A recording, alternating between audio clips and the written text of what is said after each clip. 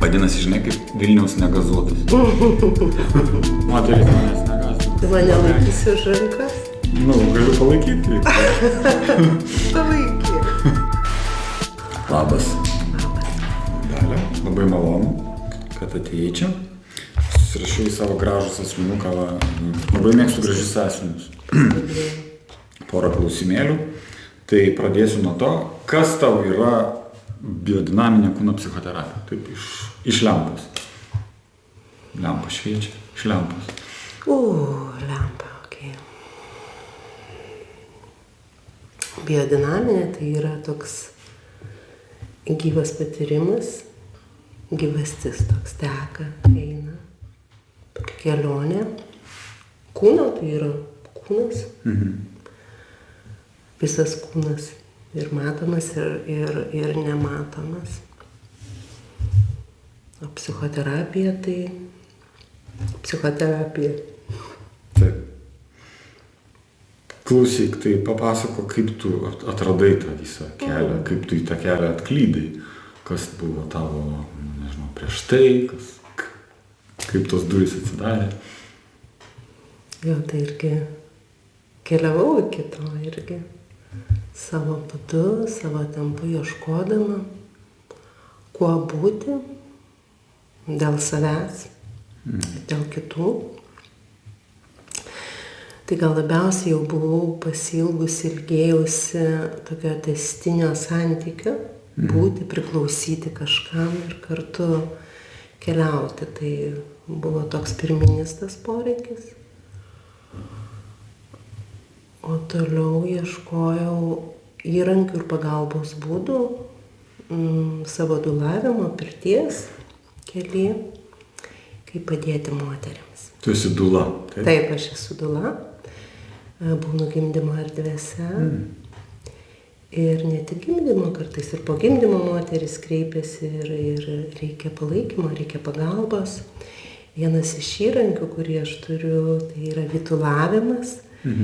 Tai per vitulavimą išties vyksta toks integracinis dalykas gimdymo patirties.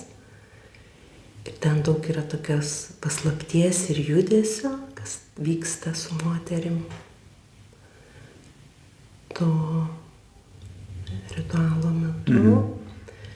Tai mano tas smalsumas ir buvo, žinai, kaip tą įsivardinti, lyg įžodinti, lyg kažką pamatyti tą paslaptį. Tai va tas smalsumas tyrinėti ir vedė, kad tai galėtų būti tai.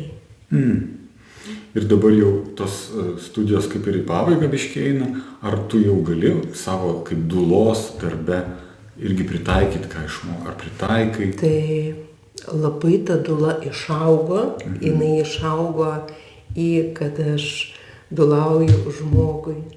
Dabar žmogui gali ateiti vaikas, gali ateiti vyras, gali ateiti senolis. Tai yra taip labai kiekvienam žmogui.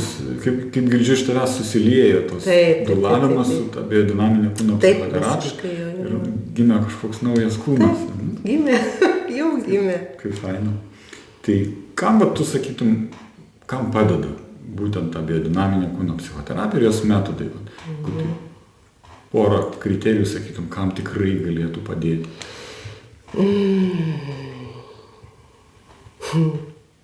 Sakyčiau taip, jeigu tik galit, jeigu tik gali,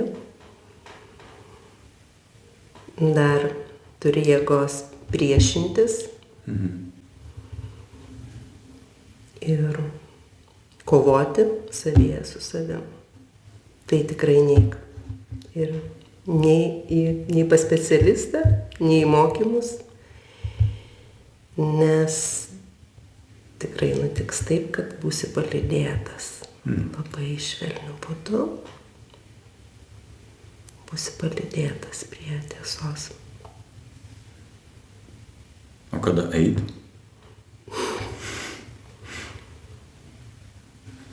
Jausk. Kada jausmas yra, tai? Jausk. Nu ir tada paskutinis klausimas, kam tu rekomenduotum ateit mokytis